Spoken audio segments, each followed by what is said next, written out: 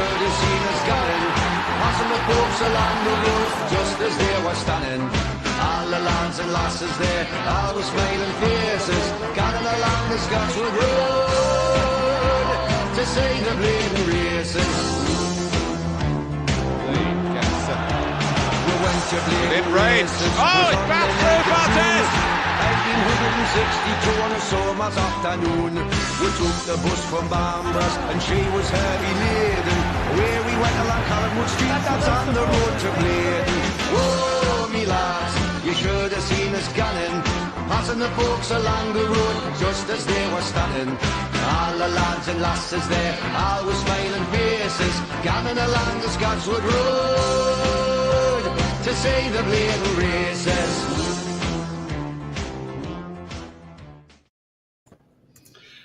Good evening and welcome to another live show on John Sinclair TV with me, Horsel, again, while John continues to enjoy his holidays in Manchester.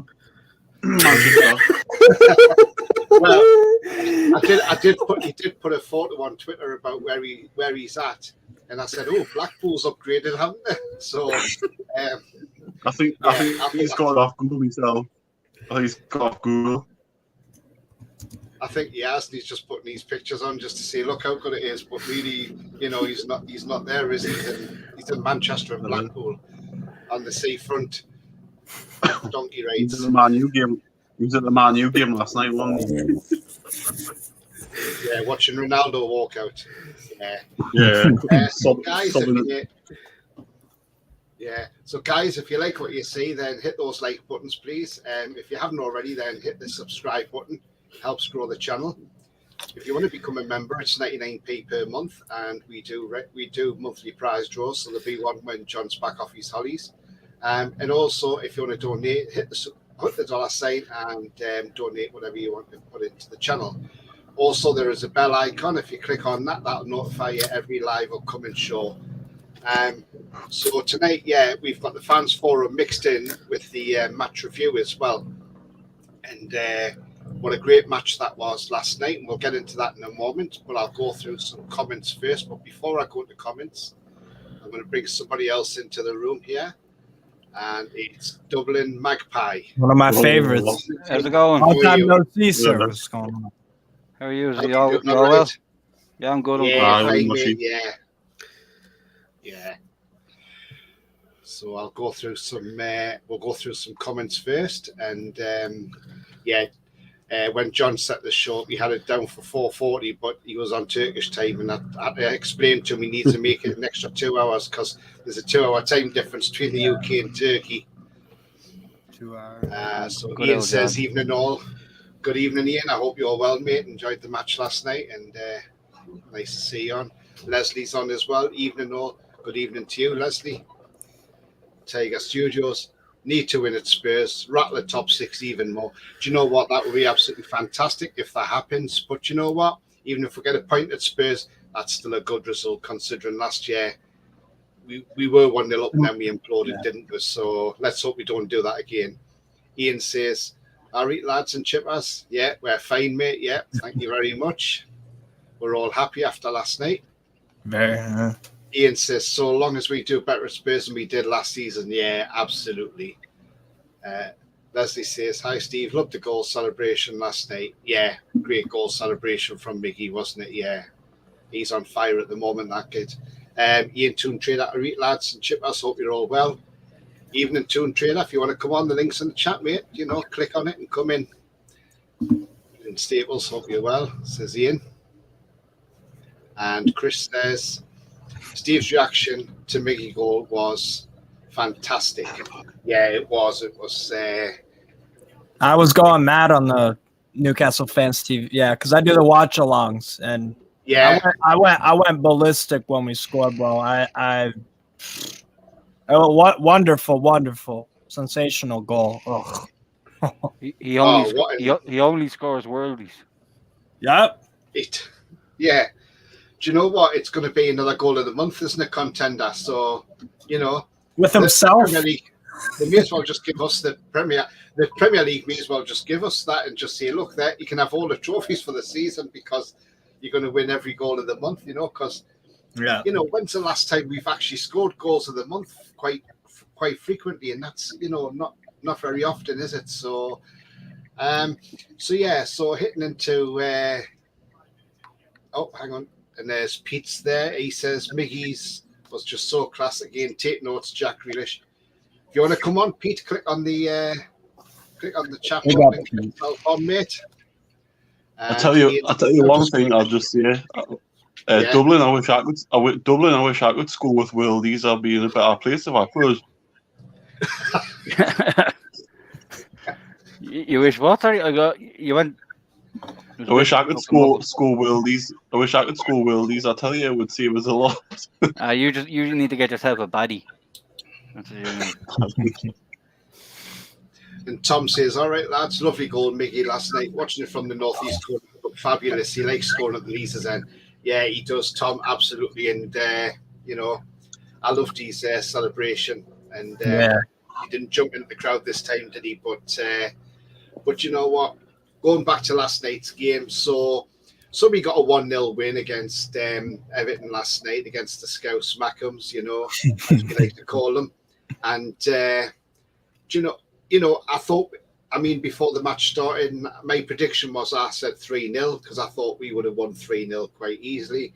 You know, they sort of started off well and sort of dominated possession a little bit, but then we gradually grew into the game, and then more and more at the first half, we got better in the later stages of the first half. Then Miggy got his goal. Bruno put one just past the post, you know, unluckily. One went just over the bar from Miggy as well. If I had it just been a little lower, I think that would have been a goal again. And, you know, Jacob Murphy had a chance too, if I'm not sorry to cut you off, but Jacob Murphy too. Yeah.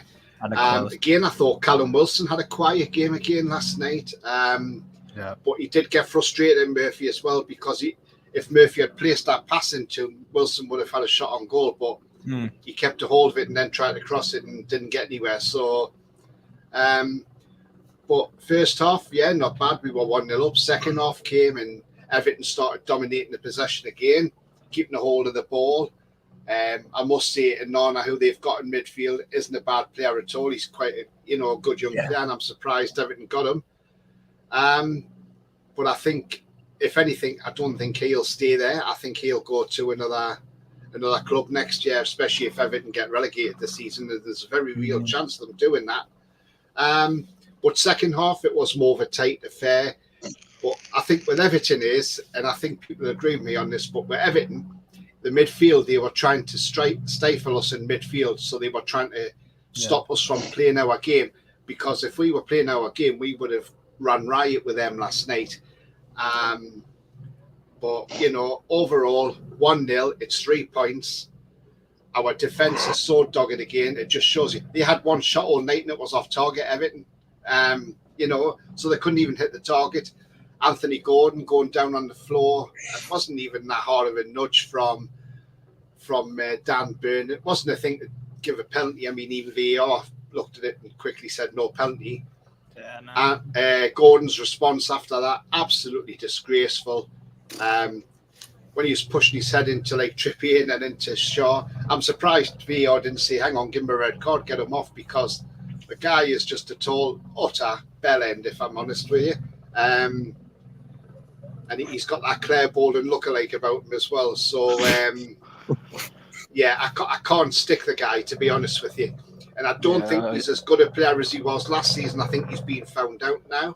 I don't like divers. No, I can't stand him. The guy I can't stand whatsoever. I yell at ASM. Well, not literally at him, but when I'm watching a game, I'm like, stop doing that, dude. Like, I don't like, exactly. I can't stand diving. Even if it's one of my own guys, it's like, dude, come on.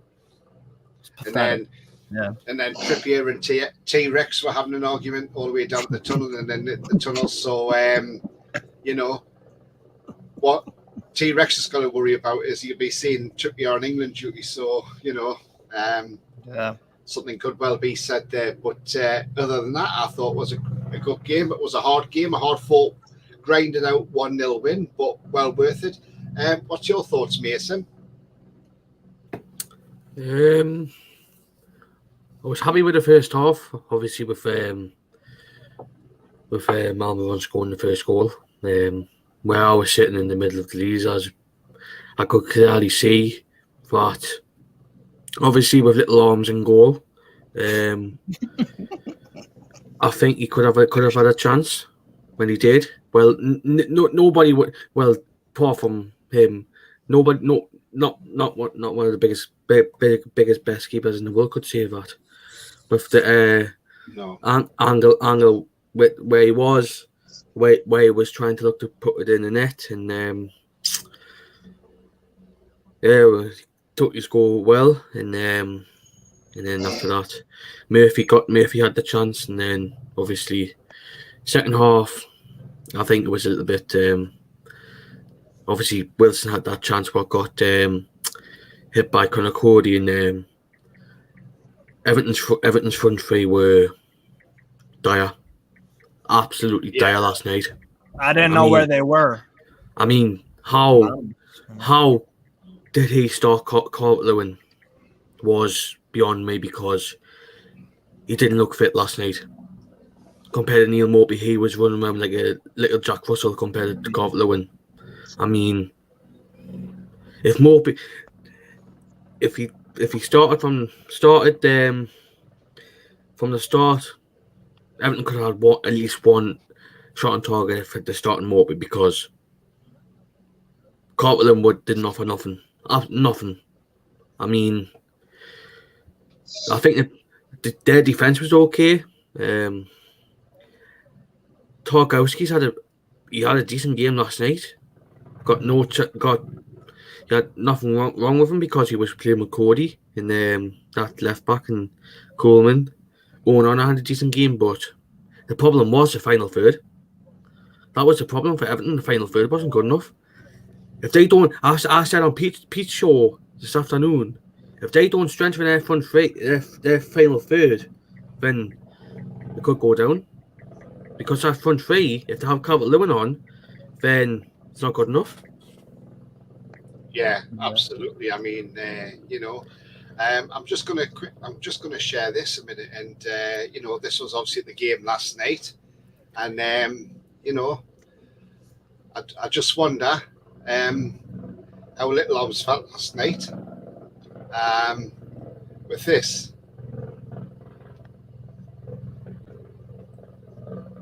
The fact. Beautiful. Brilliant, isn't it? Yeah, I bet he really enjoyed that, didn't he? I love winding him up, dude. Oh my god. Absolutely brilliant. But yeah, I just thought I'd share that with everybody. But I thought that was brilliant. I mean, he did it last year as well, and he's actually come back and done it again this year as well. So Trippier Pickford doesn't like being wound up, does he? So no. And Trippier got into him last night as well. So Sam, what's your thoughts on last night's game then? Thought it was the most comfortable 1-0 win you could ever have. It was like a training ground exercise for her. I don't think they ever, first half. It was a case of finding each other out early on, and then we just stepped it up a gear and got the goal we deserved. And the last 20 minutes of the first half, we just ran rings around them and one-touch football. The runs, they couldn't live with it. Second half, I think it was just a case of game management, and I think we knew they were going off or nothing by the way they were playing. So it was just a case of, well, when do we, keep a foot on the gas? Do we keep it off? And obviously we did the right thing and just managed the game. So I just thought it was an easy 1-0, and they might not have conceded a goal, but I think if we wanted to really have a go at them, I think they would have conceded 2, 3, or 4. They were that bad. They had no intent of coming to win the game.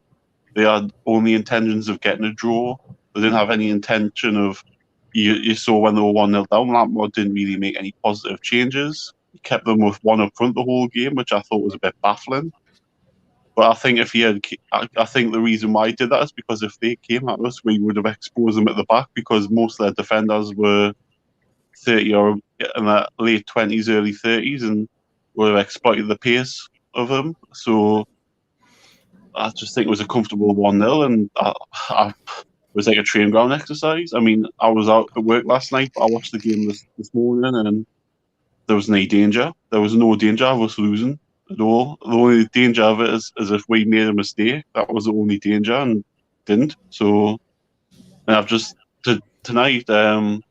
We've had that's our 5th clean sheet of the season. We only kept 6 altogether last season. So again, that's the rocks of the foundations of the difference, where we are literally, building from the back, as the saying goes. And obviously, the good quality attacking players will be looking at this now, thinking, "Oh, Newcastle top 6 might actually fancy going there now," rather than the start of the season where people might think, "Oh, the squad still needs more depth." They might think, like Sir Maddison, that I know he probably wanted to come, but it makes it more and more appealing if we can keep what we're doing all the way to January. I mean, there's only 6 games left now before the World Cup, or 5 altogether. And then you think that a lot of the players that we've got aren't going to be going to the World Cup because they don't get called up for the national teams. So even Botman, for example, he's not even in the Dutch first team yet, so he might not be going to the World Cup. And you've got to think, bloody hell, someone's squealing. The hell is that? And then you've got to think possibly even Maxi and Isaac won't be going to the World Cup because they're injured and the teams didn't qualify. So they're going to come back like 2 new players. The future, it's bright for us after the World Cup. Again, it gets better, Yeah, absolutely. I mean, they were no threat really at all, Everton, whether they just didn't really threaten us. And, but always when it's 1-0, it's always a dangerous result, isn't it? So you tend that you want to get past that, but yeah, it's always it's normally a dangerous scoreline. But at the moment we're just showing we're so resilient, and and it's just absolutely brilliant. So I'll go to Dublin Magpie. What's your thoughts on last night's game? And like Chippers was saying, it was a standard fucking 1-0 win. Like, it was well done. We played well. We pressed well. Everyone worked as a unit. I just thought it was a well done game, and then you saved energy in the second half because you have Spurs coming up as well. Like, so you're not going to. Look, and it was a good test for the defense in a way, but like, fair enough, Everton don't really have shooting boots on, but I thought it was a well played game, like. Yeah, it was a well played game, and like Sam said, another clean sheet, and we've still got the best defence in the league. And what's your thoughts on that then, Steve, last night?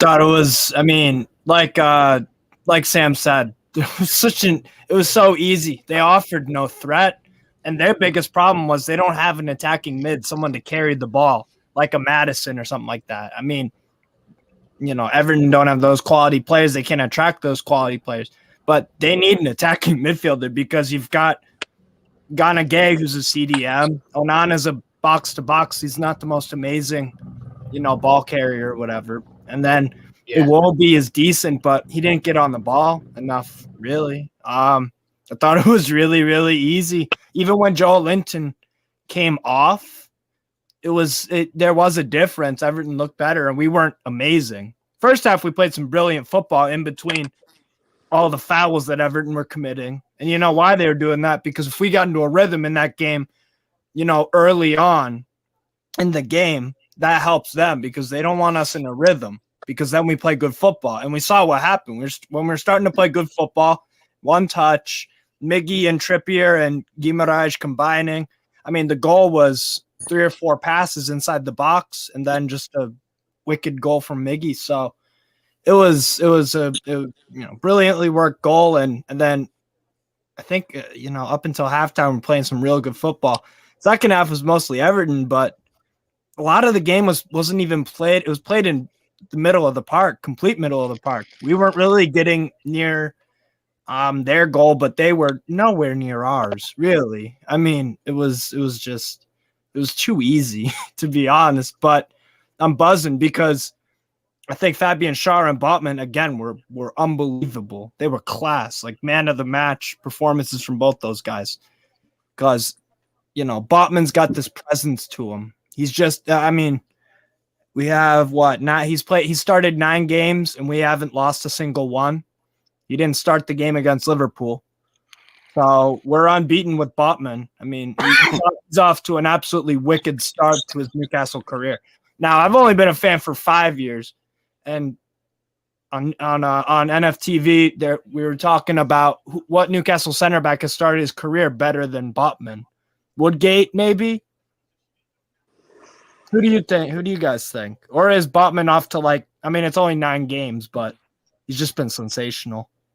So, Tony, you're I was muted. going to say about Woodgate.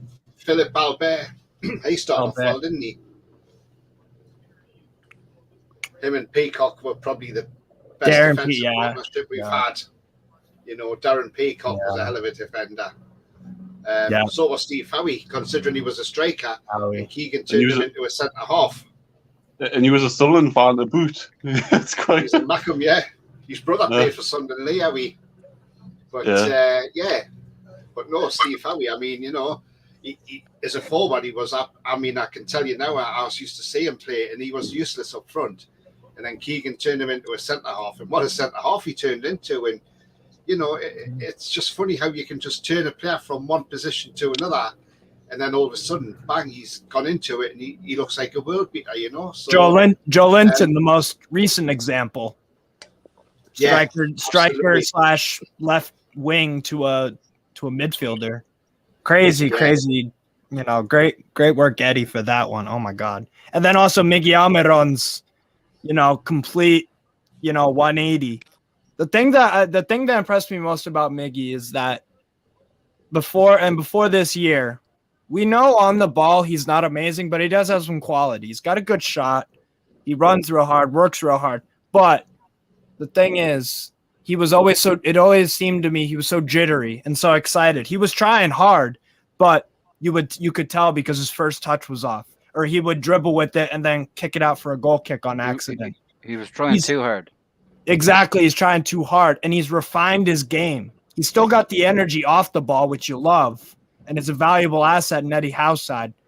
But when he's got the ball at his feet now, he looks so much more calmer and decisive with it. And that's good coaching, and it's also good work from Miggy to be receptive to criticism and learn to improve. I just think it's class. It really is. So I'm stunned. I'm stunned at how fast this club is just taken off. It seems like. I mean, a year ago today it wasn't the same thing, So no. I'm extremely happy, and that Everton win. I was talking with one of my buddies, Andy, and he said it reminded him of when David Moyes was at Everton and they made Europa League and stuff like that when they're finishing, top 6. About that, those kind of wins were last night. What Everton used to do, gritty 1-0 midweek. So I'm feeling extremely confident ahead of Spurs because I also watched some of the Manchester United Spurs. Spurs are terrible. They played terrible against them. Got completely dominated. Yeah. So I think, and I'm talking a lot, and I'm about to finish up. Point is, if we go at Spurs from minute 1 to 45 and get a goal, then we can sit back, and I'm confident we'll keep a clean sheet. That could be the game plan to win. I thought Spurs might have got a draw last night. I was hoping Saucer would go 5th, but Fred scored, but he needed the help of a deflection because he couldn't score. And he had an open goal on Sunday and couldn't score, so obviously he needed help off a Spurs player to get a goal from him. Dyer. I think it's Dyer, yeah. I was disappointed. I thought Spurs would have done better than what they did last night, to be fair. And I was really surprised that Man U winning 2-0. We've got Gemma on. Hi, Gemma. What's your thoughts on last night's game? Hi everyone. It was a bit of one of those, like in a bit of an ugly win, but we got the 3 points. And the first half there was a lot of positives. I think Botman, like Fabian Schär, unreal. Like I did love the way Schär like stood up for Trippier as well, stood up for the captain. He just showed funny. So much like passion and loyalty, and it was nice to see. But that Gordon kid was a disgrace. Yeah, absolutely. He's just an. I just can't stand the kid. I mean, he's probably got bags of talent, but he's just allowed to dive up any which way he wants to, and obviously Lampard's not managing him very well at doing it. So definitely, I thought it was an amazing goal, and I thought obviously the pass from Bruno, the assist was top quality as well. Yeah, absolutely. Yeah, I mean, we didn't get much in the second half, but it was game management we did. I mean, Schär went down. We thought had an injury, and he got up, and then he went on that run. He ran about 20 or 30 yards down the field, didn't he, before he got tackled? Because I think he got past that player, I think he would have shot. Did the job. We got the job done, and that's sometimes all you need to do, really.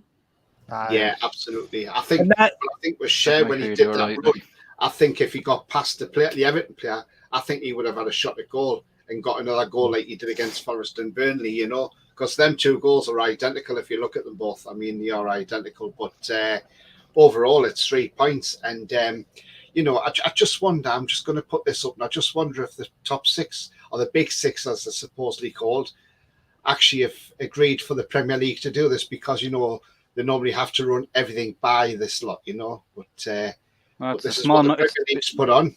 It's the small 19 now, though.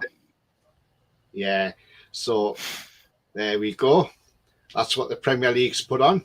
And the Premier League have said no side has kept more Premier League clean sheets than Newcastle this season with 5. And the Magpies also conceding the fewest goals at 9. And there's our back 5. Yep. Trippier, Schär, Trippier, Schär, Botman, Burn, and Pope. But Pope didn't even have a save to make last night. Yeah. But what he did everything cleanly that he had to do, everything he picked up, passed.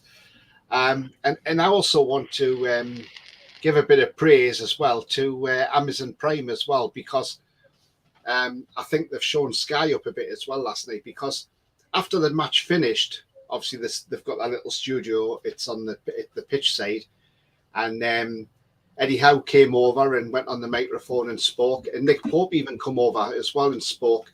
And then they even showed like Eddie the goal for Almiron, you see, and showed him all the different angles. And Eddie was like, wow, brilliant goal. He says, I've only seen it the once, like when he scored, but other than that, I didn't see anything else. But, I think Amazon Prime does it brilliantly. The match reaction to get and the players' reaction.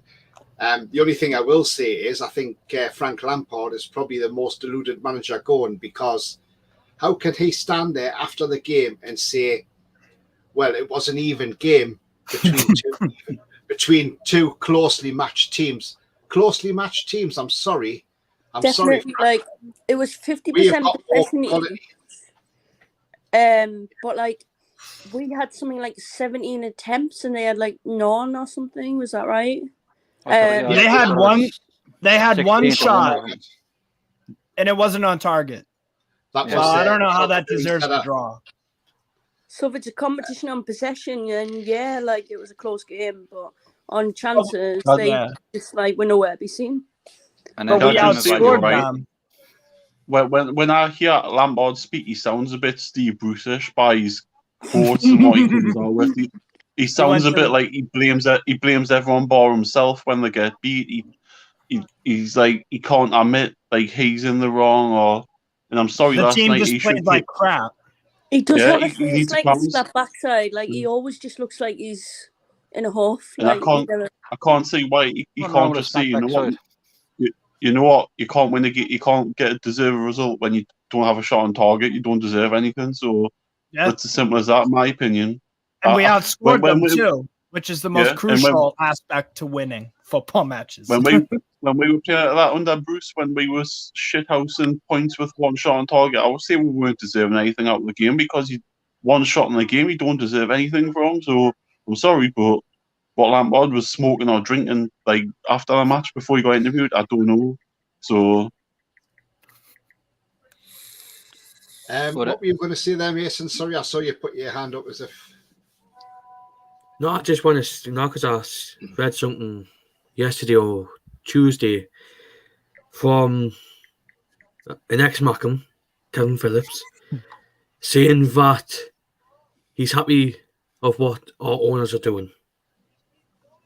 If you haven't heard us saying that, he's saying going on and on, saying that he's happy what the owners are doing, and he's happy, and he's crediting Eddie Howe as well for what he's doing. Wow. Well, that's excellent, and if that's Good on him. I know he's manager of South Shields at the moment, isn't he? So, but yeah, if that's what he said, then I say well done to Kevin Phillips. He's putting rivalry aside for one day and saying, look, and if he can do it, why can't other people do it? And that's we'll get onto that shortly. I'm going to go through some more comments. So Alan says, evening all, evening to you, Alan. Hope you're well, mate. Tom goes on to say, Everton fans made a right show of themselves after the match. They were on their coaches with their phones at the windows, displaying oil nonsense. So bitter, but it was actually funny. Yeah, they are. They're absolutely pathetic. I mean, it's a bit rich considering they have spent £500 million in the last 5 or 6 years on their squad. That's a bit rich to call us out when they've spent more money than us. And they had a Russian on board who's had to leave the club, and he was going to put his name on the stadium as well. So, if we want to talk moral stuff, they don't have any legs to stand on. Yeah.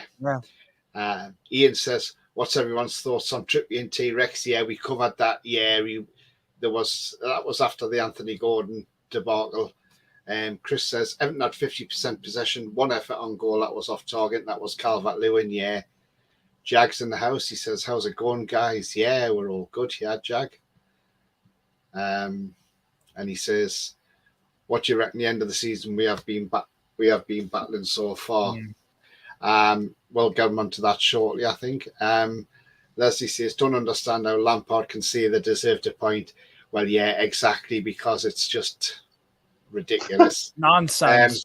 Tom says, Gareth Bowgate will probably try and pacify Trippier and Jurassic Parkford, singing come-bys around a campfire with an acoustic guitar. I love it, Tom. Absolutely brilliant, mate. Nice one. Do you think when Trippier's on international duty, you might just be tempted to play the Jurassic Park music or something on a night time or something when he's in bed, when Pickford's in bed, or he has. Didn't Trips came out and said that he was actually mates with Pickford before he even came up to Newcastle. Yeah, he was. Yeah. I mean, the thing is, when teammates go on England duty, they usually set aside the club stuff. That's all heat of the moment stuff, to be honest. I mean, it's not that he's faking it, neither of them, but in the moment, I'm Newcastle, you're Everton right now. I don't give a damn if we're England teammates. This is right now, and that's what that all is. Yeah, because I think it was the first game that he played against Pickford with Newcastle. He was breaking his heart. He said he was breaking his heart laughing and all the stick that Pickford was getting. And James is like, yeah, I mean, Ian goes on to say, imagine we were heavily linked with Calvert-Lewin and Gordon. They wouldn't fit into our club mentally. No, they wouldn't. And do you know what? I'm so glad we didn't get any of them because I didn't want.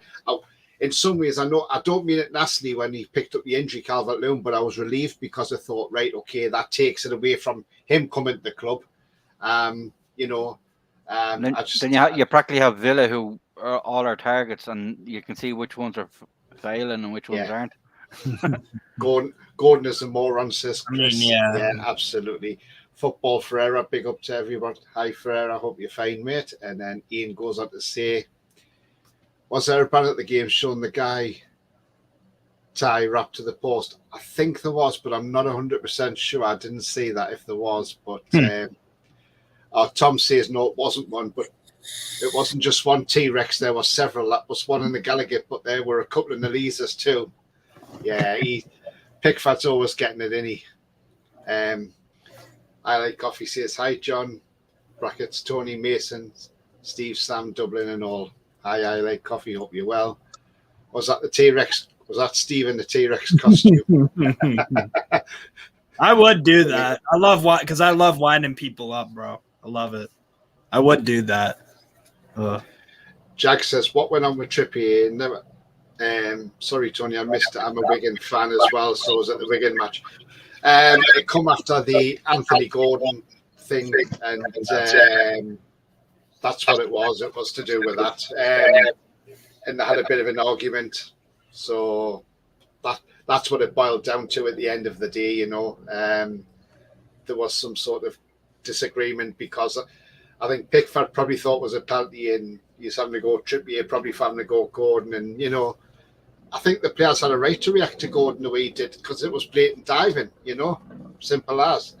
And he just, you know, he's going to get sent off one of these days. I can see it coming. He's already had one suspension this season. And he just come back last night from one. Ian says, don't want players going to the World Cup and come back injured. No, hopefully not. Let's hope not. I Like Coffee. Pickford Little Arms couldn't save Miggy's goal. No, I don't think any world-class goalkeeper would have got anywhere near that, if I'm honest. Ravi Maybe says, 1 out of 100 at best. Because the way Miggy hit the ball, too, I saw a replay. He didn't hit it super clean. He kicked it towards the ground. So it's this little it gave that little bit of elevation, but then it also curved down just a slight bit. So it was a really deceiving. You can't do nothing about that. So you can't. No. It was class from Miggy, and then you got to keep in mind he's doing this in a split second. So it was brilliant. He's improved a lot on his shooting. He's got absolutely wonderful strike. Ugh. Ravi says the tune on me. Now, Ravi's a Liverpool fan, so thank you very much, Ravi. He's a big supporter of the show. And he says, I think you guys could get a win against Spurs. They have a lot of holes. Yeah, absolutely. Same here. Tom says, Philip Albert was class. Woodgate, the best defender I've ever seen. Yeah, I agree, Tom. Woodgate was brilliant when he was fit. That was the only problem, keeping him fit. But other than that, he was a terrific defender. I like Woodgate. And he was a bargain as well, remember, because Man United paid 30 million for Ferdinand. We only paid about 9 million for Woodgate. So, and we got the better centre-half, to be fair. Because I thought he was better than Ferdinand. Here's an interesting question. Do you think what was the last time a Newcastle player when was the last time a Newcastle center back won player of the year? Was it Davide Santon? And do you think Botman could win it this year? Or Schär? Yeah, Botman or Schär could win it. I think it'll be Bruno. I think it'll be Bruno will win it. I think Bruno will win it. Was Santon the last center back to win player of the? He wasn't. Santon was a left back. That's true. Okay. He's just recently retired from football as well, Santon. Yeah. I Like Coffee says some of the Everton thugs rioting, launching fireworks and explosives, scaring families with their kids, fighting with the police after the game. Absolutely disgraceful. Yeah, they were throwing flares about and everything, and people running away scared. You know, it's just beggars belief why they're doing this. You know, and I hope there's a few arrests being made as well. And you know why they picked on kids and families and stuff is because the last time they were in Europe, everywhere in Europe they got beaten up by the French, the Lyon hooligans. So they're not good fighters. So they have to pick on someone little. They're fucking shitbags, dude. Yeah, it's because do you not say the 70th minute though while streaming out at 70 minutes, man. The weekend was nearly pretty empty.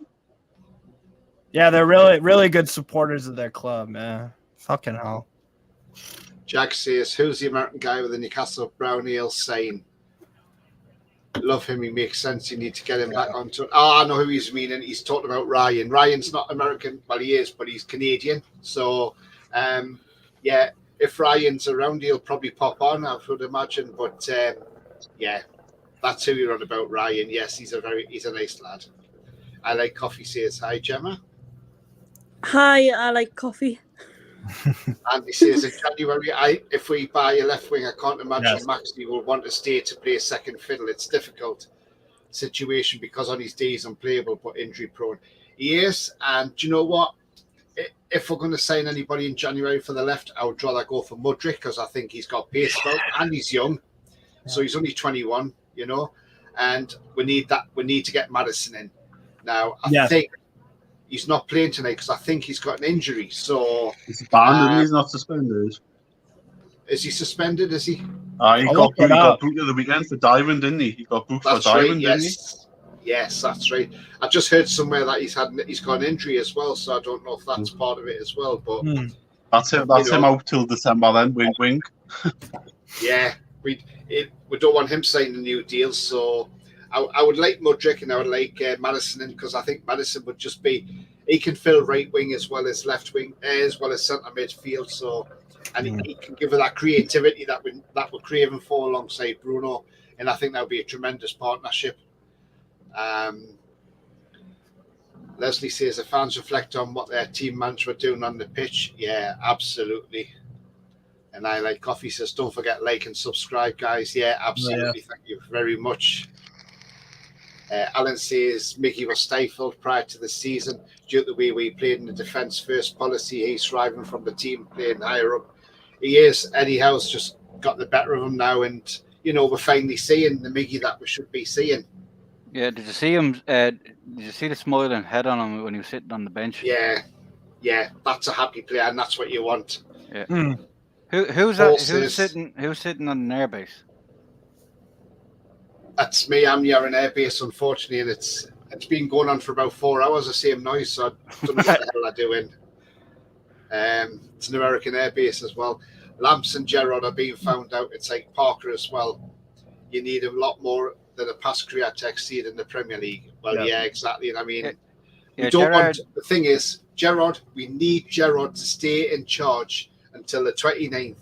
Let us beat Villa and then let him get sacked after that. Because if they sack him before then, we could face a different Villa team. Because if they've got a temporary manager in, they could be a total different ball game. So new manager bounce. Hey? A new manager bounce if they sack. Yes, absolutely. Yeah. The only game I can imagine being tough this season is Arsenal. Like, we played Man City and we were up to their level. But obviously, Arsenal are playing really well at the minute. I think that'll be a tough game. I mean, to be fair, because they're playing right now against PSV Eindhoven in the Europa League. PSV, they're not defensively. They're not actually as good as us. Attacking wise, I think you can make an argument with Gakpo and all that. They're giving them a good game though. They really are. So, and that's at the Emirates. I read our defense has conceded the least goals so far this season. Yeah, and we have a PSV strength isn't defense. It's scoring goals. So if they it's 0-0 right now, 20 odd minutes to go. So I think honestly we could give them a game. I think it all depend also on who is available and who's not available. And then what was the point I was going to make? It was about Miggy, yeah. I think another reason why he's improved is because I think Eddie Howe's bringing more responsibility to him to be like, all right, we're relying on you for goals and assists, so you got to deliver. And I think he's actually taken that really, really well. Because I feel like before this season, he would just show up in little spurts and inconsistent. But now he just seems so much more consistent. He's really growing into that role off the right. It's incredible. What a story, man. That guy Chippers, I've actually blocked him now, so he's on timeout. So you get him tonight. That one that says about rubbish. Yeah, I've checked it out. It's down to Eddie Howe, but with Almiron, he's like a completely different player since the Grealish comment. It's like it spurred him on. Yeah. To the point of what he's capable of, and obviously, I bet you Jack Grealish wishes he was playing like Almiron. Yeah. And something else too is that the reason why that was news was because you don't see Premier League players talking bollocks about other Premier League players. Like that's not. I wouldn't imagine his teammates like that, even though they have no association with Almiron. that's still not something you do. It was unprofessional. You Yeah, know? it was Yeah. I know it was a disrespectful, joke. but I know it was a obviously joke. Yeah. scoring 4 goals in 4 games, you're proving a point. Yeah. Yeah, and one thing you can never take away from Almiron is he always put effort in. Like, Always puts in a shift. yeah, You can never Deliberate. question his effort. Oh, sorry, Gemma, go on. No, sorry, I was just saying. Okay. He was saying he put the effort. Dave was saying he puts effort, and I was saying he does deliver. yeah. Yeah. Ryan Sorry. says, I watched Toffee TV last night and they thought it was embarrassing what Gordon did. Yeah, I'm absolutely pleased that they did, because if you're a true football fan, I mean, I'm not being funny. If that was Bruno or Joe Linton who did that, we would be saying, no, we don't accept that, And yeah. And Ryan, come on, mate. Come on. Get yourself on. Come on, Ryan. Click on the link and come on, Ryan. Get on here, you beaver eater. Chris says 2 Everton fans were caught with fireworks outside the ground. The police let them off. Well, that's not really going to help, is it? The only way to stop that problem is arrest them and take them in to custody, simple as, and even give them a slap on the wrist, but give them a fright, because now they're going to do it even more. Billy says, Billy Trey, hey Billy, how are you, mate? Hope you're well. He says, Colaccini, yeah, he was a cracking centre half as well, wasn't he? I always remember the quote from Paul Sturrock, who was manager of Plymouth when we played them in the 2009-10 season, and I was at the game when we beat them at St James's Park 3-0.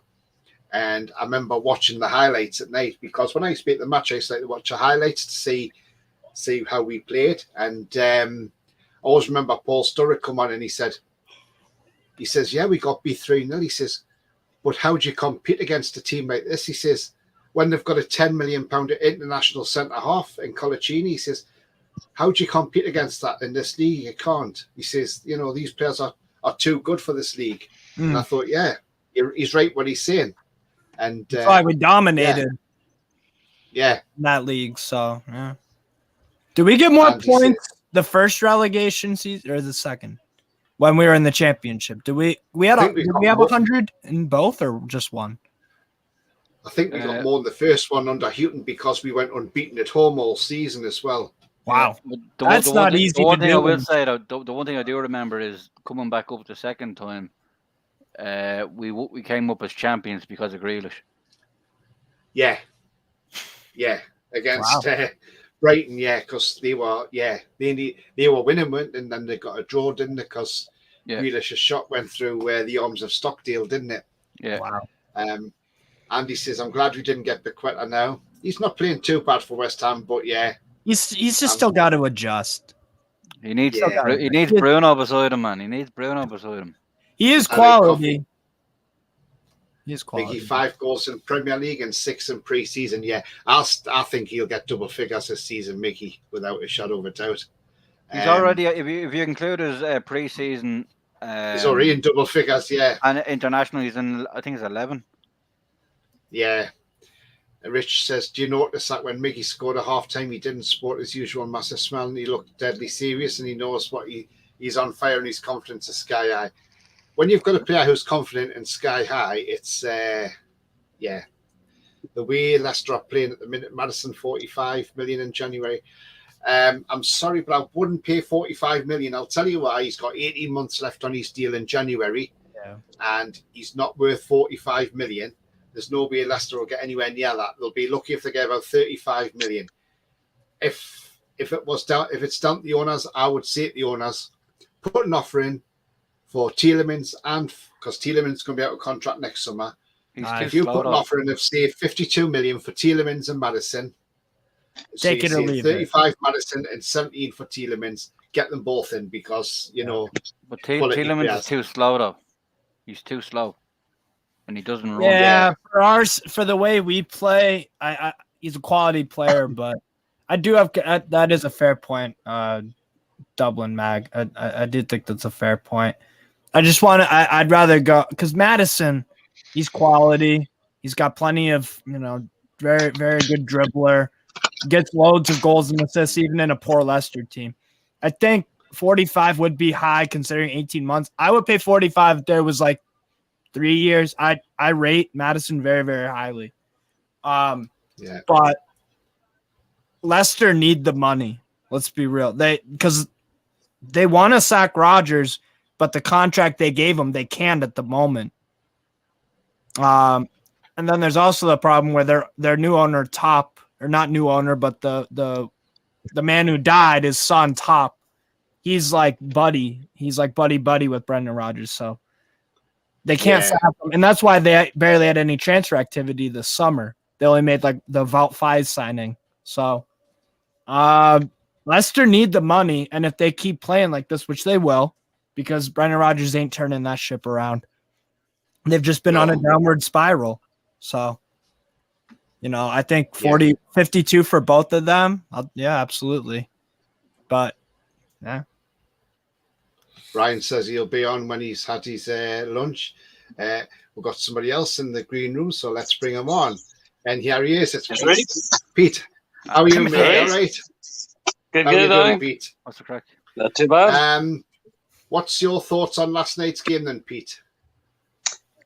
It was not a bad game. I thought we pretty much controlled that. I mean, Everton were useless yesterday. Yeah. Didn't really have to get out of first gear a lot of the time. But the goal from Miggy was an absolute worldie.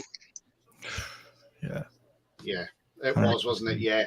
And he's playing so well this season. I think, do you know what, though? I think a lot of it's not just down to Eddie Howe, but I think a lot of it could be down to Jack Grealish because he spurred him on by them words, saying you play like Almiron. So, maybe Miggy's thought, right, I'm going to show you how well I can play then. And make you eat your words. And that's what he's doing now, isn't he? And that's what great players do. Yeah. Oh, sorry. And he scored more than Grealish, hasn't he, as well? So, Grealish ain't scored anything this season. No. But did you see any of the problems after the match outside with Everton fans or anything, Pete? Or was it all quietened down by then? Didn't see that, no, but I had seen the clips of it. And I mean, that's just not right at all. No. And if the police saw them with fireworks, they should have arrested them there and then and took them in because, shouldn't be trying to take fireworks on the ground anyway, No. You don't mind the odd flares going in there, but I remember when we played Cambridge in the Cup and their fans set off flares and smoke bombs, they weren't doing anything with them, they weren't throwing them about or anything, but and what do you think about January, Pete? Do you think if we went and got Mudryk, the left winger, and say Madison, that would be a good window? Yeah, I would say it definitely would be, yeah. Give Maxi a bit of competition on the left. Yes, definitely. I think that's what we're still lacking a little bit is competition in that area. Yeah. I know maybe showed glimpses, but has it been enough? I'm not so sure. I don't think it has been yet. He weren't that great last night, to be honest, Pete, was he? I mean, he had a not really. I mean, he had a chance, which was a little bit unlucky, but yeah, it was a bit frustrating for me yesterday. He should have passed to Wilson when he had the opportunity, and he might have slipped Wilson in. Against Man United, he wasn't that great either. If we want to go to the next level, he is not the player to take us there. And unfortunately, that's the problem. No, his time's up now. Yeah, and his time's up as far as I'm concerned. I'd rather see Elliot Anderson ahead of Murphy, if I'm honest. Should Elliot start on Sunday against Spurs? Because I actually think he should. Because if you think about it, he is young, but if Eddie Howe thinks it's appropriate that he can handle it mentally and all that, I think because you're playing against Spurs, who are usually good defensively, we're not expected to win that game to the casual fan. They'll probably most casuals will be like, oh yeah, Newcastle are playing well, but Spurs at home, they'll give them like a 1-0 win. So, and I bet on the betting odds, we aren't going to be favorites. Definitely not favorites. I like us as an underdog or a double chance tie or Newcastle win. But basically, let's say this is a young defender. Yeah, you wouldn't want him playing against Spurs because they have a good attack. If Elliot Anderson has a good performance against Spurs, it's not like we're expected to win anyway. There is pressure on him because he's playing for Newcastle United, obviously. But in the perception of the public, they'll be like, oh, Elliot Anderson started. Never really heard of the guy. Let's see what he's got. So if we play him against Spurs, I don't really think there's much pressure on him to win the game or anything. You know what I mean? I just think he's an upgrade on Jacob Murphy because he has more potential than Jacob Murphy. We know Jacob Murphy.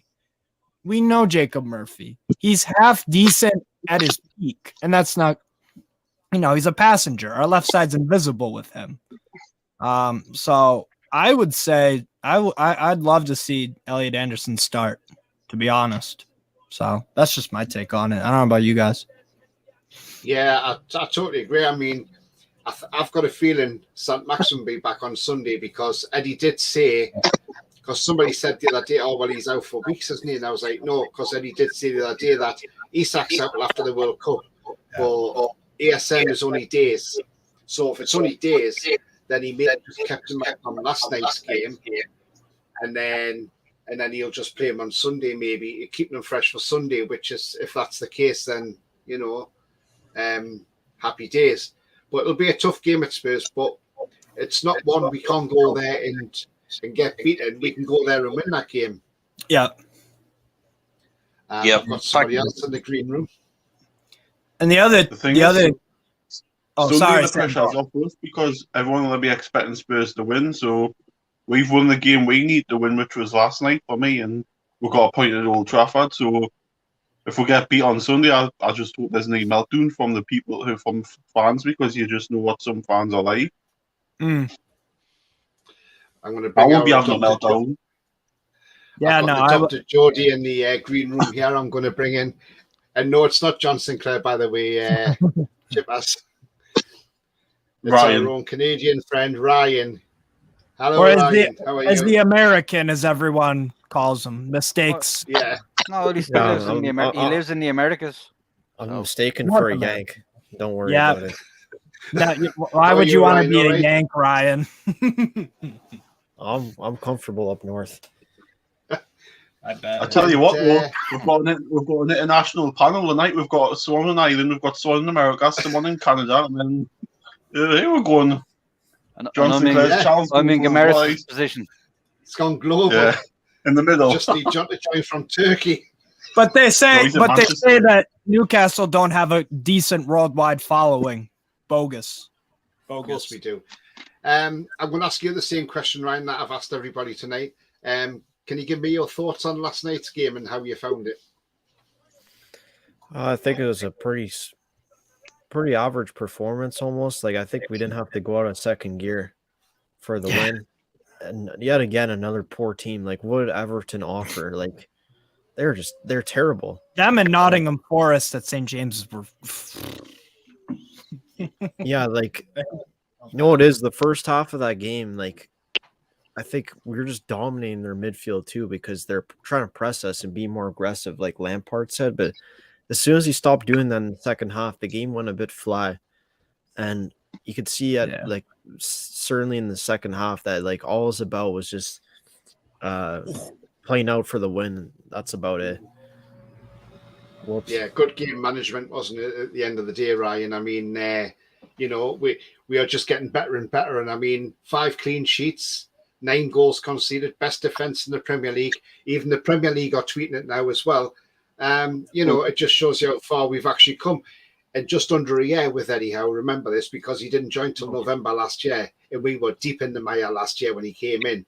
So to where we are now, how much progress have we made? We're sitting 6th, and we're only 2 points off 4th place as well. It's just tremendous. I think you got to look at the calendar form for sure. I don't know what it is, but I'm sure across Europe, it's probably like top 4, 5, 6. It's close to like the Real Madrids and like Man City's 100%.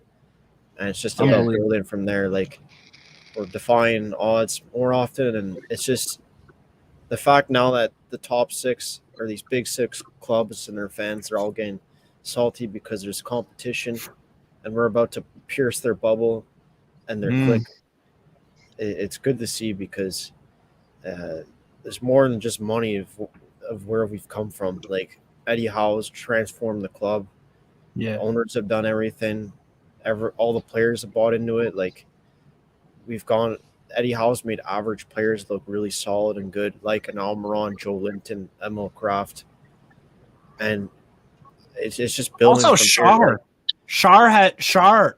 To me, Shar's transformation, because at times he was shaky for us. He's been class for the most part for us.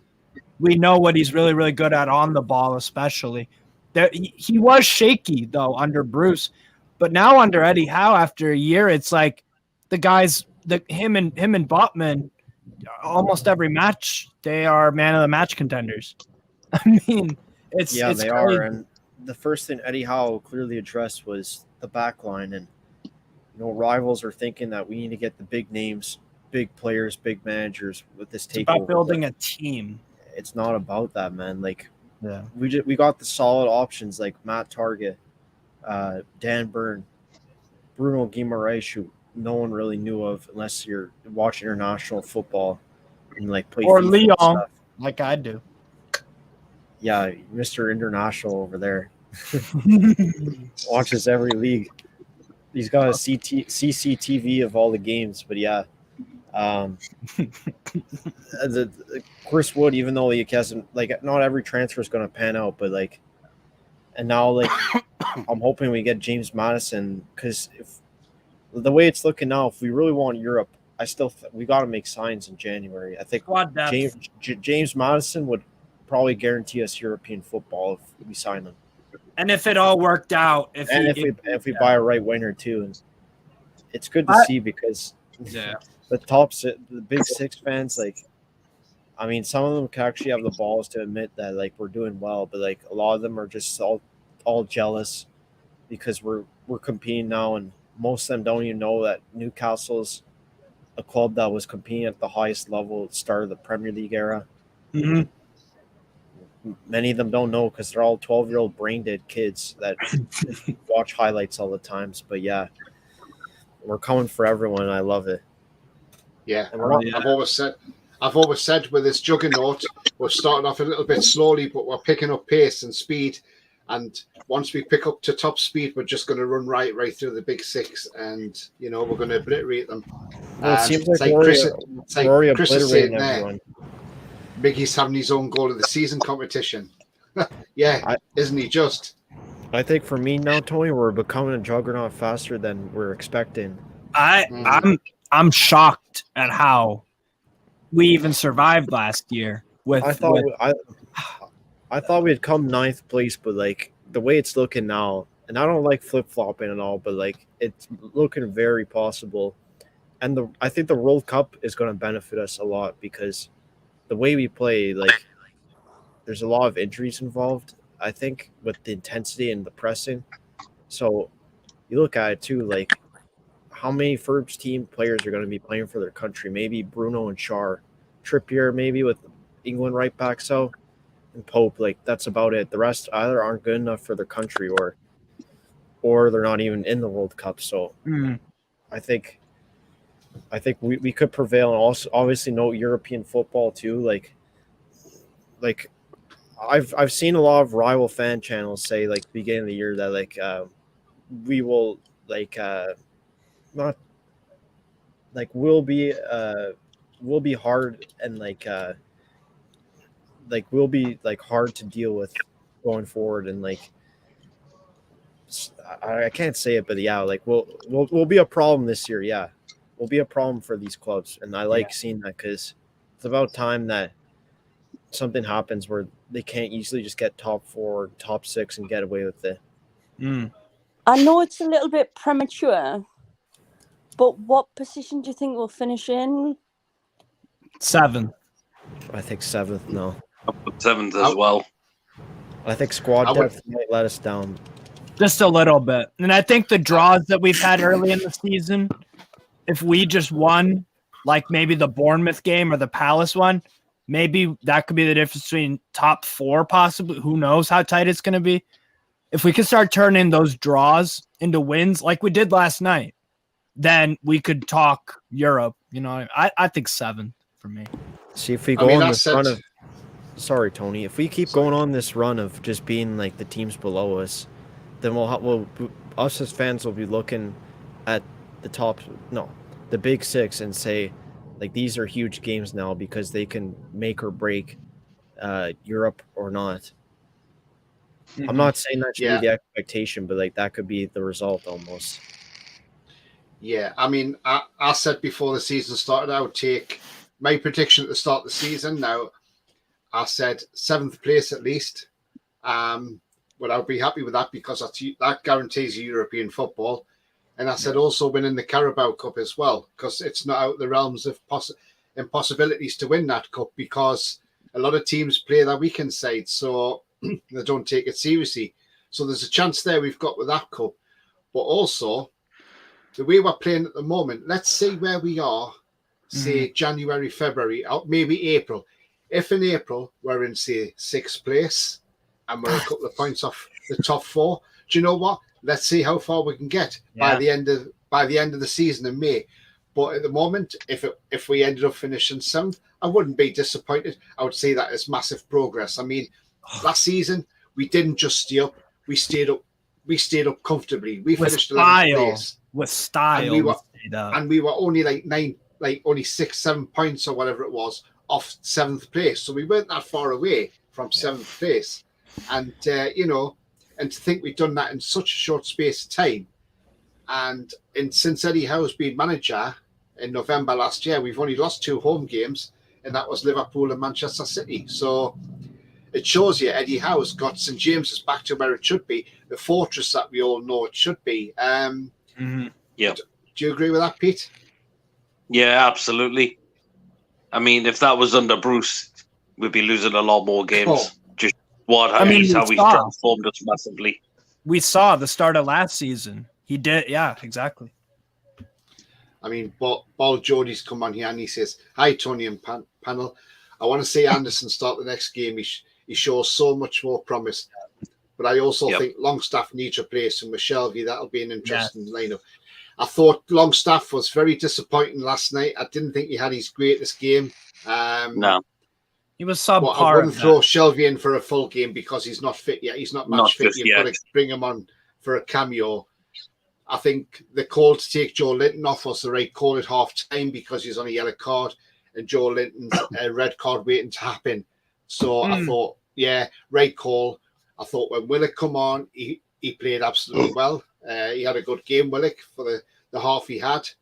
Hopefully he'll start on start of the weekend as well. He's actually come out today and said that he said things to Eddie Howe that he would never have opened up to any other manager before. So that's good of Willock, and he says his game's improving, and he's got aspirations of being in the England team one day as well. So the guy's only young; he's only 22, 23, so he's going to get better, isn't he? Yeah, what do you say? He'll improve loads. The whole team will. It's all about heavy load of pressing and pushing up the field and all that. But yeah, it's Eddie Howe. He's working magic with all the players. It's like he takes a couple that were kind of weren't how would you say, they weren't performing like last season, and then he makes them better, and then he gets them with their confidence up, and then he moves on to another 2 players to pick out and boost them up. Look what he did with fucking Joe Linton. Yeah, absolutely. I mean, Gemma, where do you think we'll finish this season, or where would you like us to finish? I think we'll finish in the top half, definitely. Yeah. But I don't know. Funny enough, I had 7th in mind, but I think, obviously, qualifying for Europe would be an unreal climax to the end, the season. Yeah, I mean, I look at last night's game. I thought Dan Byrne had a good game at left back. I didn't think he played too bad as well. I'm just a bit with the Matt Target situation now. I've seen lots of rumours flying about Target saying that apparently because we didn't get Lodi in, and then because he was too much money, and then apparently that Target was just brought in as the last minute which I'm not sure if that was the case. I mean, that could just be Not at rumours. all. No, Now, I'd say so. Youth, and now they're saying there's links with Chilwell coming in January as well for 26 million from Chelsea. I'm going to go around the panel, and I'll start off with Mason. Do you think Target's out of favour now at Newcastle? And do you think we'll have a new left back come January? Well, it looks like he is, because Eddie Howe's using Burn a lot more. But somehow I don't know why they didn't get a left back in the summer. Yes, there was loads of links with Lodi, but he's went to Forest. But I think we I've always liked Target since he, like, obviously starting at like when he was playing for Southampton Villa. I was happy when we brought him in, but he kept up last season, but somehow Eddie Howe's not used him so far. It's like some bits of this season, but don't know why, because he looks a decent he looks a decent player. But somehow he's been using Dan Burn, who I'm surprised because he's been doing well at left back at times, but he's not an out and out left back. But for me, if we get a left back in January, he's going to have to fight his place with Target, because Target is a decent left back as well.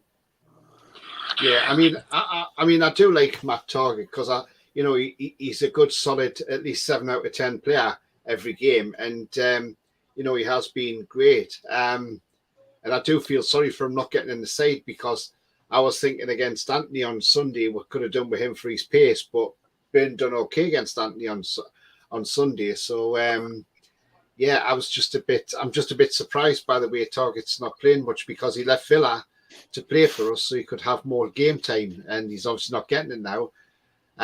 Same question to you, Sam. Do you think Target, do you think we'll still have Target around January, or keep him till the end of the season? And do you think we're going to have another left back coming in, like Chilwell, maybe? Sorry, I'm just laughing at Ryan having this Mickey take Romano in the chat. Yeah. Benzema to Leicester. I think if we get Chilwell, fair enough, but I think we'll obviously keep Target as well, because you need options in that area. For our 2 left backs, great. Then frees up Dan Burn for play back in his natural position. So then with the, I don't think Target is out of people. It's just I think the thing is Burn is doing the job there, and we're winning games of football. So I think if Burn has a bad game, you might see Target come back on the side of left back. It's just one of them things. So yeah, I think we need competition. That's it. I'm not worried about Target, because we've seen what Eddie Howe does. When we win a game, it's usually the same exact starting 11. So, but eventually he will have to rotate. It's still relatively early in the season. We're only in October, so I'm not worried about Target at all. He'll play games, absolutely. Yeah, you need to flip them over and flip them out, like.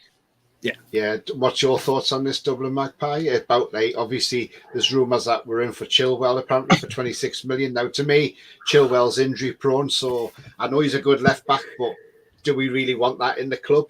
I think it could be just that Burn might be outperforming Target in training, and he might get the form back and he'll come back into the team. Like, he sticks for who's doing the best. Like.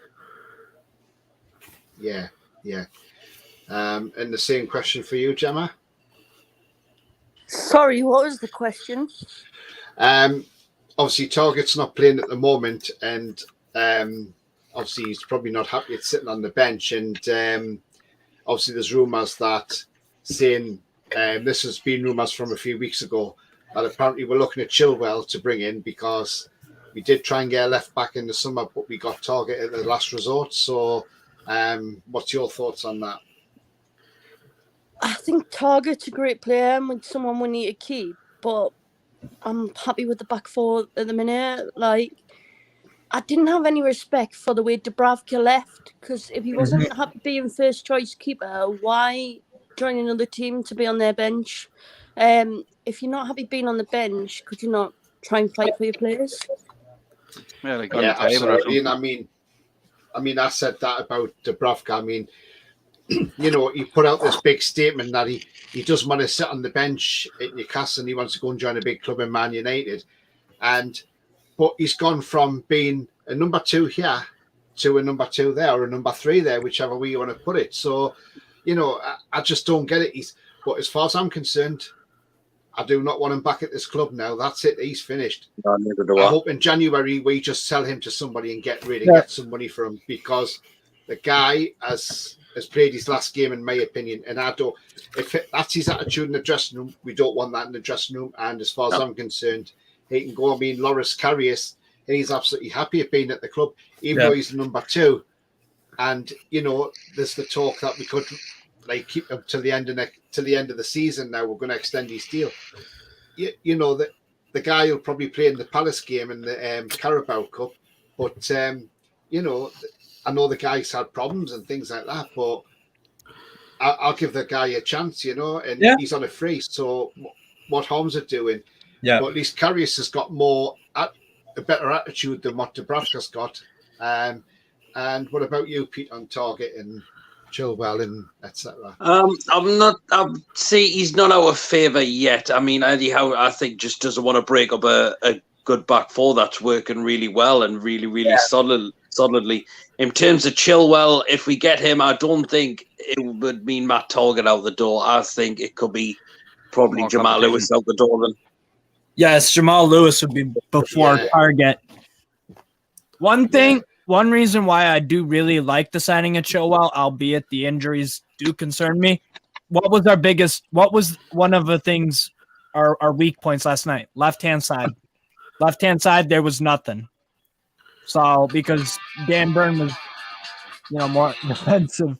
So, I think if we have Chilwell, that adds some more attacking impetus, to be honest. Because I guess Jamal Lewis he's not getting picks. So, but here's the thing, people. I don't mind more signings in a position we're stacked in, because one injury and then you've got to rely on those guys. So I think we need some attacking impetus on the left. Target gets forward, but Chilwell's different class, offensively especially. I think defensively, Chilwell and Target are both they're very, very solid. But Chilwell, he's got a lot of attacking quality. So, and that left-hand side was the problem last night. The Target situation for me isn't to worry about. I think it's just I'm not either. It's fighting for position. Fighting for your position in the thing. Like I think it's a good healthy thing to have. Like or competition. Sorry. And we do have the best defense in the league, so it's you can't chop and change it. Yeah, like if it's not broke, why fix it? Yeah. Yeah, like the current four performing really well, even though I do rate targets. I think it's just a case of stick it out and try harder on maybe injuries. Yeah. No, absolutely. And the thing is, even though don't change a winning team because, if it ain't broke, don't fix it. Thing is, reality is injuries will happen. You'll need to have squad rotation because we've got a lot of games. And if we want to go on these deep FA Cup runs and Carabao Cup and go for top 7, top 6, Europa League, maybe Champions League or Conference League, we're gonna need to change the side up a lot. Yeah, so, I want to go deep into the competition already. Yeah, I do too. 100%. I want to go deep as well, really deep. Oh, Sam, you dirty. Look at you lowering the tone, Sam. Look, I never lower the tone. It's always Sam, like. When you think under Bruce, we got to the quarterfinals and we had Brentford. Yeah, and we blew our chance of getting to the semis. Pathetic. Yeah, you had to go better in the semis. Yeah, you had to go better in the semis. I do agree with Steve. For God's sake, Sam. Sorry, I was just saying I do agree with Steve. Like squad rotation is vital in cup games, and obviously fatigue happens, so you do need to have a turnaround really. So yeah. Turn over the team, and then get past the semis, and then you're all good. Yeah. No, I think, and I think also, speaking on other guys I want in January, we definitely do need a winger, because if we get a winger, then that puts Jacob Murphy, he ain't got a shot. Maybe he'll play Carabao Cup, maybe, or maybe if we play a non-league side in the cup, maybe you could start that game to rest up a guy. But if we bring in that left winger, then that has ASM, the winger, maybe a Diaby, Mudryk, whoever, that pushes Murphy to the bench where like Jamal Lewis is, because he can't, he's not getting a chance, and we're a better team without Jacob Murphy in it. He's Out the with the old, reality of it. Out with the old, in with the new, like. Yeah. Put a cheeky 100 million bid for Rodrigo at Madrid. Yeah. I do think like going deeper is important when like obviously scoring, but with Sam, Murphy, I 100% agree with Steve on that point too. That's a good point. What's your laugh at? Well, I wasn't laughing. I'm saying I Awesome. agree with Steve. Like that was a valid point on Murphy. We are a better team without me. Yeah, definitely. Yeah, I mean, we can't go deep with Murphy. Murphy can't go deep, man. He's just not got it in him. Oh fuck! Like Murphy couldn't score in a brothel, if I'm honest. Like, nah, he couldn't. No, I definitely think though with Anderson, if he hadn't been injured for the Bournemouth game, he would have started that game without a shadow of a doubt. But he got injured, so Murphy got in.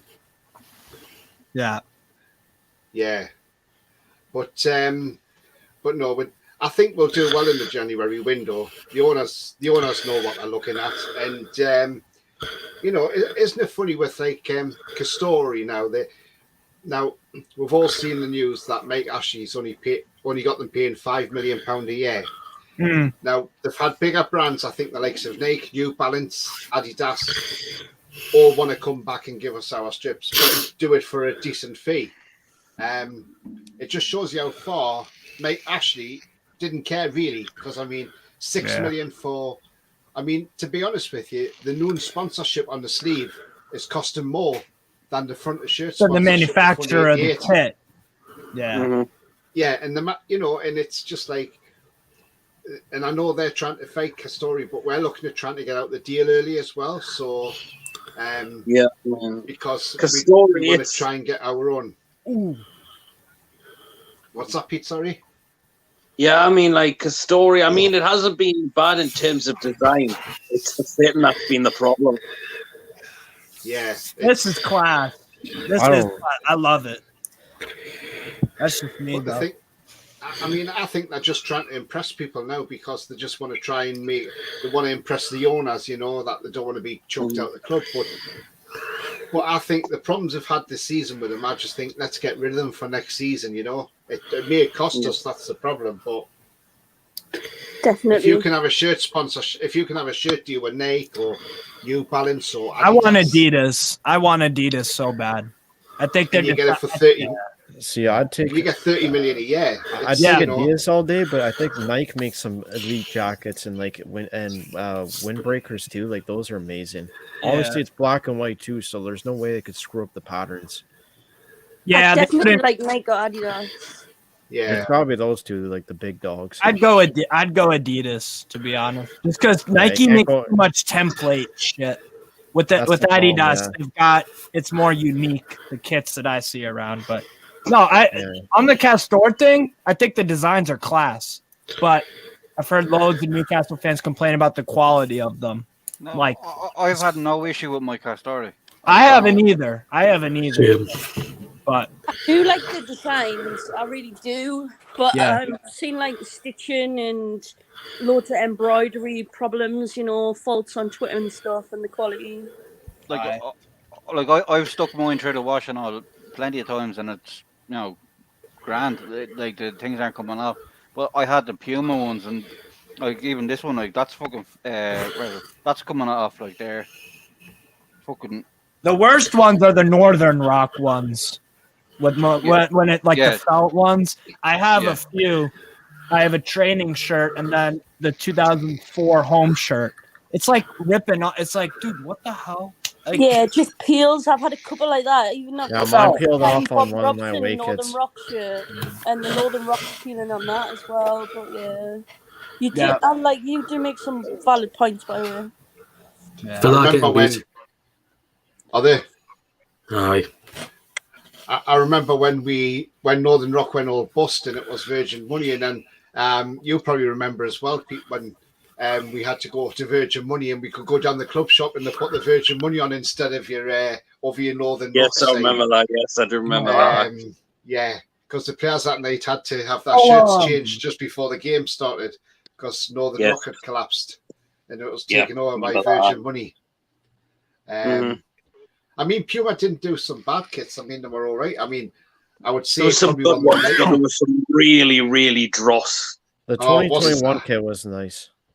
I mean, the yellow one a couple of seasons ago, I thought that was just horrific. Mm. I like this one's class. The black, they never screwed up one of the black, white, and gold ones. No, those are. I've got the members the one. The 125 year one. That was class. That was a nice one. Those are those are good ones. Tell you which one I did like, and it was an away top, and it was back in the 2009-10 season when we won the championship, and it was the Inter Milan one, the blue and black. Oh yes, I remember that as well. The blue That and was black really straight one. Adidas. That was nice, wasn't it? Yeah. I didn't like the yellow orange one of that season, but I did really like the blue and black one. Mm-hmm. Yeah. Oh, the custard yellow one. The custard cream one. Oh, yes. Like that one. Well, no. I mean, is there the potential for it? I mean, they see a picture, I can say 1,000 words. Well, I'm going to share this picture, and I think this picture sums it up between these two. I mean, absolutely fantastic. This is from last night's game. Oh, I love that one that So Steve's shown, the black and gold. Yeah. So there we go. And that's Bruno giving Almiron a kiss on the head. I mean, you know, that's a brilliant picture, isn't it? And you know, it just shows you how, when you think of these two, they're actually quite in tune with each other. I mean, you know, it's there. You know, Bruno passed for him at Fulham. You know, that's a blind cross and over the top of the defenders when Almiron scored. A lot of goals for Almiron have been assisted by Bruno, haven't they? So, there's a good telepathy between the two of them. But I thought that was a great picture to show because I just saw that and I thought, it's what was that, Gemma? Sorry, I was just saying, I do think the difference between Everton, our game with Everton this season and Everton last season, was they were missing their best player. You know, the protester. Oh yeah. Oh, Harry Potter. They were missing their best player. Stop oil. Like, if it wasn't for him, they wouldn't have scored, I felt. But obviously he was their man of the match then. Yeah, absolutely. But yeah, that bastard probably kept them up. If they didn't win that game, I don't think they would have stayed up. I think that deducted points anyway for breaking FFP. They should have, but I mean, what do you guys? It's the Premier League. Like, what do you expect? Exactly. Yeah. At least they gave us our own. It's the only good thing they've done for us. Where's Ryan gone? Yeah, where is he gone? I don't know where Ryan went.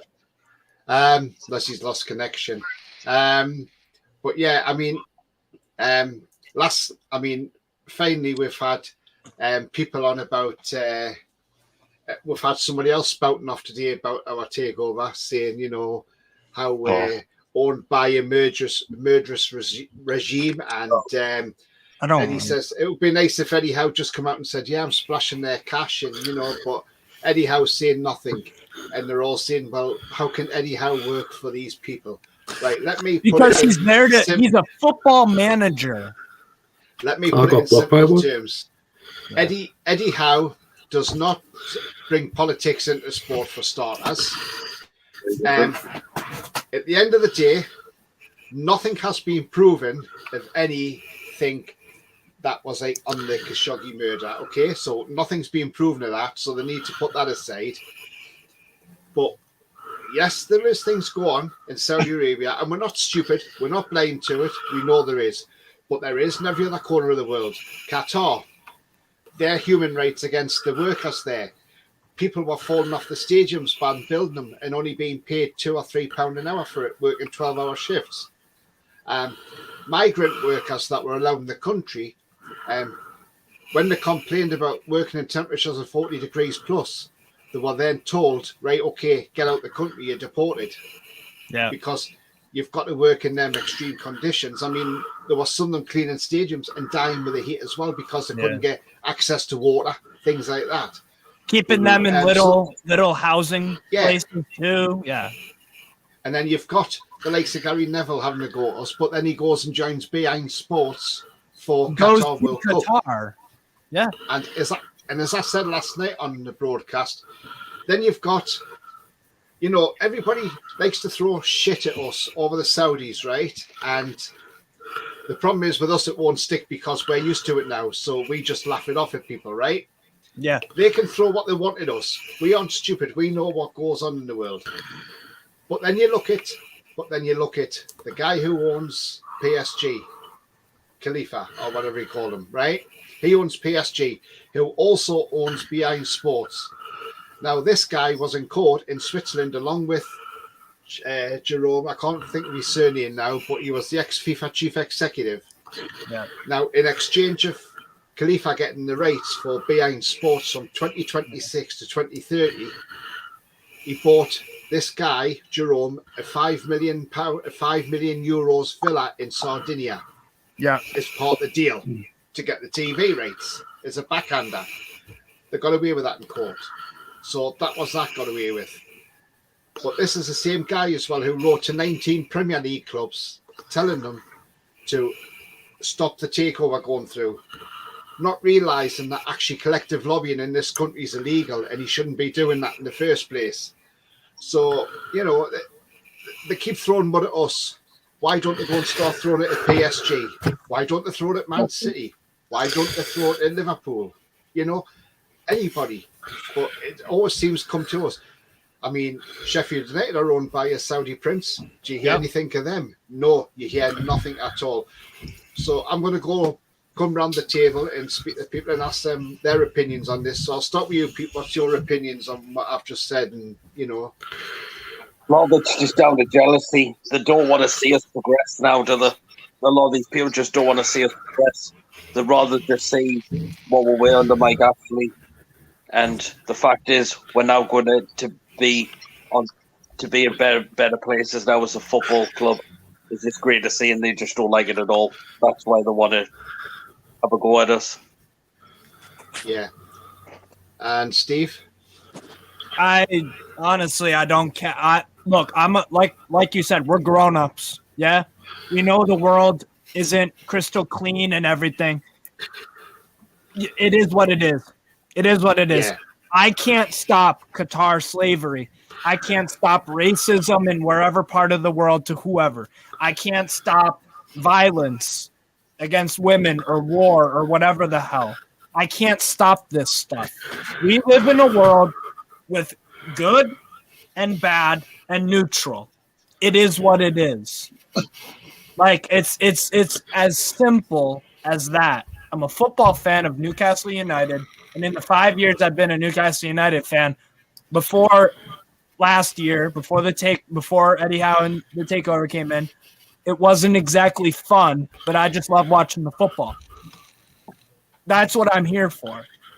I think it's stupid and ridiculous that we have to have a political conversation when we're football fans talking about a football club. The fact is, the world is not a nice place. There's shady stuff that goes on everywhere. Anything where billionaires, they didn't get their money through being nice people. That's the reality of it. And to think that these people actually gave a damn about any of this moral stuff, but because of football they learned about it, it just shows that they really don't care. Because there's injustice going on around all over the world, but no one ever points it out. because it doesn't have to do with football or sport. No one cared about the Qatar slavery. If they were building those stadiums for a rugby World Cup, nobody would care outside of the rugby community.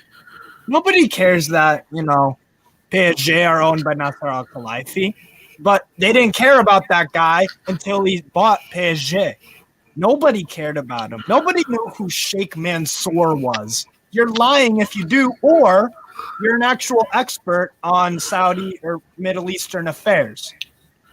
Like, it's as simple as that.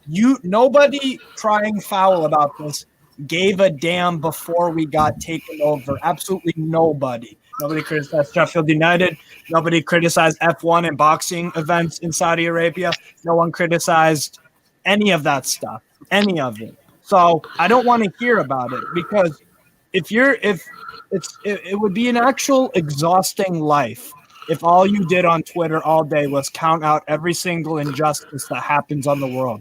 Because then you would have to literally Google every second of every day, you'd have to Google something. What happened in Sri Lanka? What happened in China today that I can blog about and make some journalist bullshit article about? Yeah. People don't live like that. So that's what it comes down to, really. If nobody cared about it before it had to do with sport. All right. Yeah, absolutely.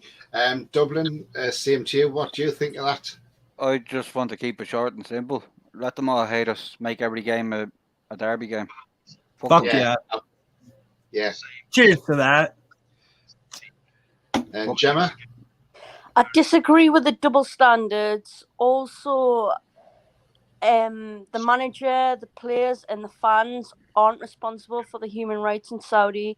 And I think there's far too, politics is brought into football way too much. Mm-hmm. And it should be about the game. It should be about what's happening on the pitch. I believe in equality, and obviously people should be themselves. But even the rainbow laces and the rainbow flags things, I understand showing support to fellow professionals, fellow athletes who may be fearful of coming out. Right. But there's other ways you can show that support. And I think on the football pitch, you need to let the football do the talking rather than your political views. If someone is an asshole to a gay person at a game, I would think that most people would be like, hey, shut up. We're here to watch. No one cares about the fact that this guy or girl is gay or whatever. Is attracted to Arthur or Martha, whether it's Eve or Steve. But at the end of the day, I just want to watch the football. Yeah. Yeah, absolutely. Yeah. And Chippers? I just think people need to realise that, countries have their own laws, and whether you agree with them or not, it's their laws. We've got to abide by it. We can't. This country has laws that we agree and disagree with, so we can't do nothing about it. It's just the law. It's whether people like it or not. You've got to abide by it, whether you agree with it or not. You've got to abide by it. It's just part and parcel of life. And as for another thing, I noticed the US Grand Prix this weekend is sponsored by Aramco. Why has not been mentioned about that? Nothing's been said that it's called Aramco US Grand Prix. I've never heard a dicky bird about that, about the sponsorship for that being okay, or sports washing F1 but as Dublin said, let them hate and we'll just prove them all wrong. Exactly. Some of the worst for it are fine with the boxing rights being connected to Saudi. Yep. F1. Obviously, the Man United section has pointed out it's just total double standards. It's anything to suit the agenda about Newcastle United because they're fearful of the sleeping lions. You know what I mean? Yeah, and Man United were happy to take Saudi money as well. They were. Yeah, absolutely. And finally, Mason, what's your thoughts on it? Embarrassing. Just embarrassing. Yeah. I don't know why they have to. I don't know why they have to go on about it all the time. Luckily enough, I got blocked by a Juno yesterday because I said, "What? He's a jealous cunt." Oh, he was. Yeah.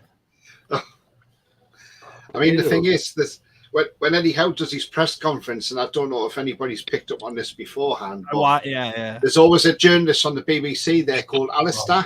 I don't know his surname, but he's called Alistair. And every week he goes to that press conference, he always brings something up about the Saudis. Same question. Eddie about the Saudis. And Eddie will keep telling him, I'm not answering that. I don't need to answer that question. And it's like, this guy needs to either just shut up or just don't bother going to the press conferences because, Exactly. and I see some people are saying, oh, well, Eddie Howe should speak out and say something. Well, no, he shouldn't. At the end of the day, he's a football manager. If he had to manage the club, manage the team. It's his choice. It's called freedom of speech, freedom of choice. Yeah. If he wants to speak on it, he can. If he doesn't want to, he's not going to. No. The annoying thing is, why does this person keep coming to our press conference? Why doesn't he go to somebody else's?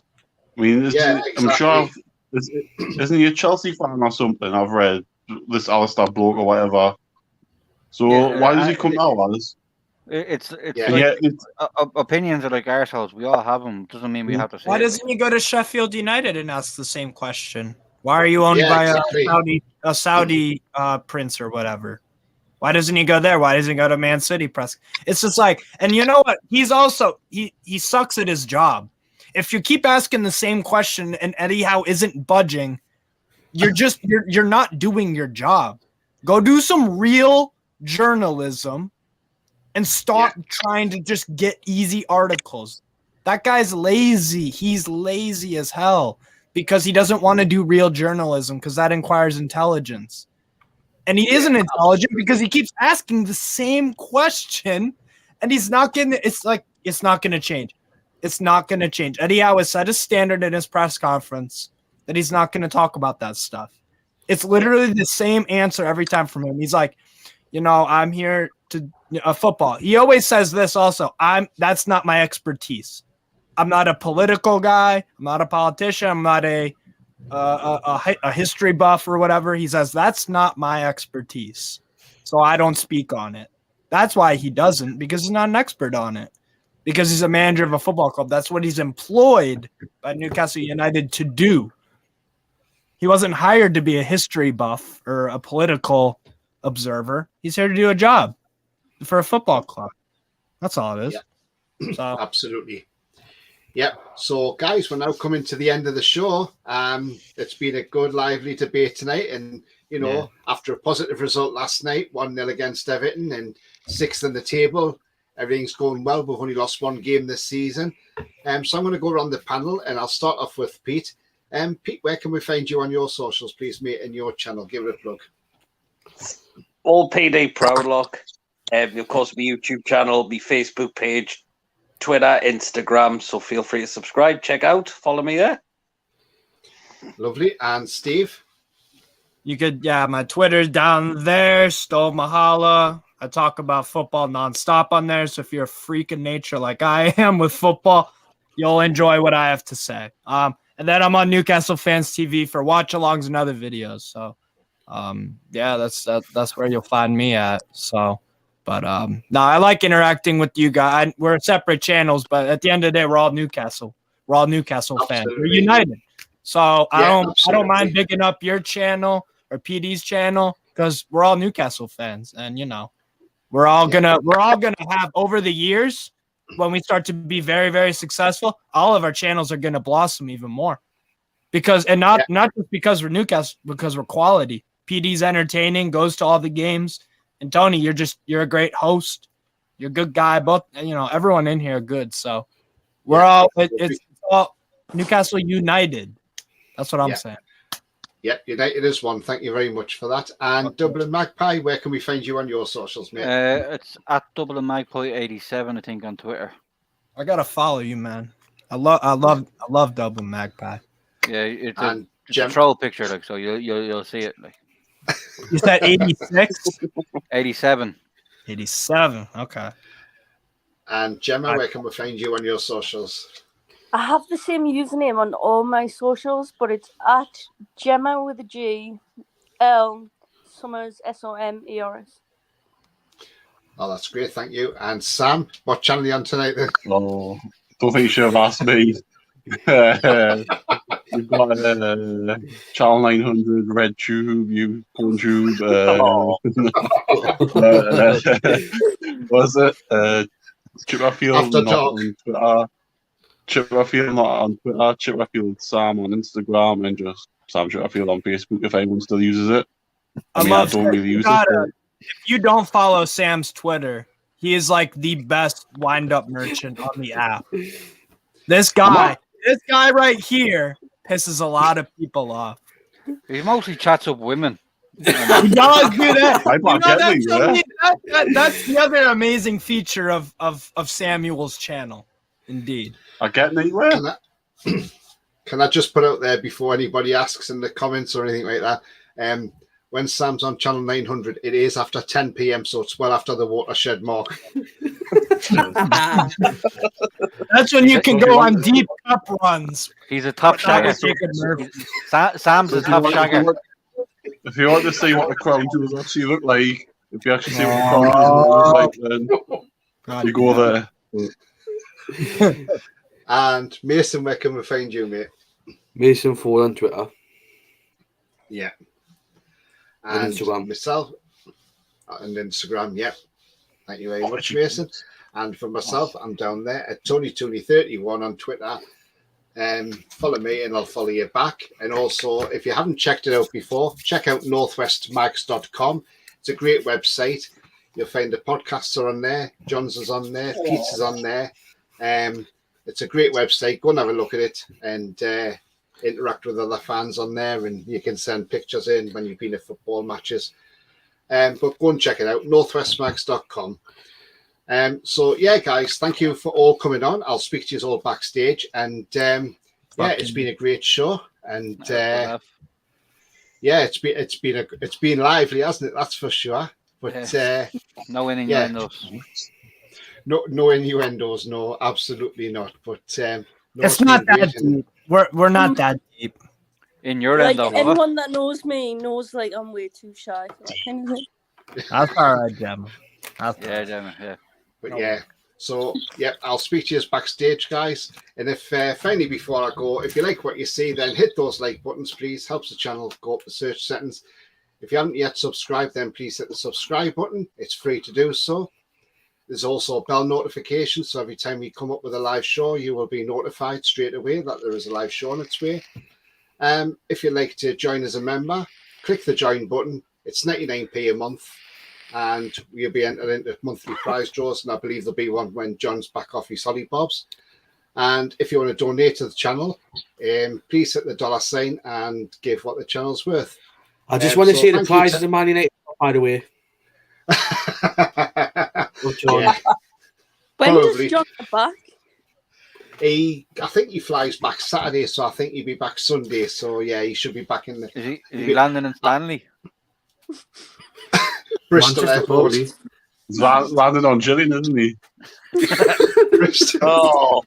Bristol. If he's not getting acquainted with the local Turkish woman. But yeah, he'll be back at the Helm on Sunday, so I'll be handing back over to John, and while I've stood him from this week, and I'll speak to you backstage, and it's good night from all of us. Thank you very much. Thank you. Thanks for having me. Thank you. No worries. West Side. West Side.